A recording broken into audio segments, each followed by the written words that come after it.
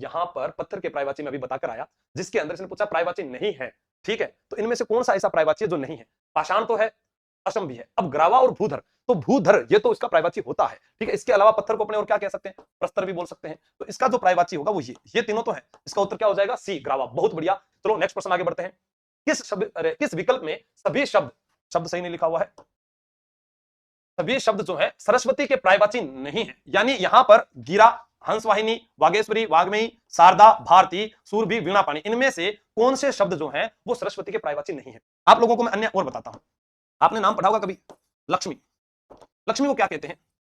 विष्णु प्रिया जी, रमा, श्री, कमला, पद्मा, ये सारे के सारे पर्यायवाची किसके हैं जी? ये तो है लक्ष्मी के। तो यहां पर आपका उत्तर क्या आ रहा है?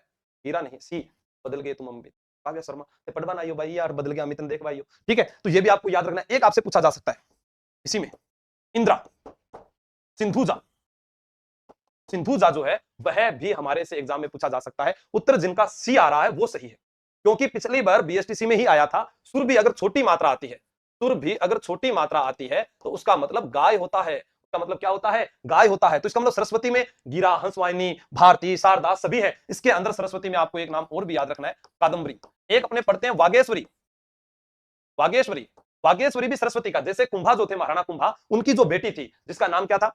रमाबाई, वह सरस्वती जिसको वागेश्वरी कहा गया था, ठीक है, क्योंकि वो संगीत की विदुषी महिला थी। तो ये उत्तर भी सही हो जाएगा। अब जब इनके बारे में याद करते हैं, सन पार्वती माता भी याद आओगी। अब पार्वती माता को क्या कहते हैं जी? पार्वती माता को तो गौरी कहा जाता है, दुर्गा कहा जाता है, भवानी कहा जाता है, शिवानी कहा जाता है, शैलजा कहा जाता है। पार्वती को क्या कहते हैं?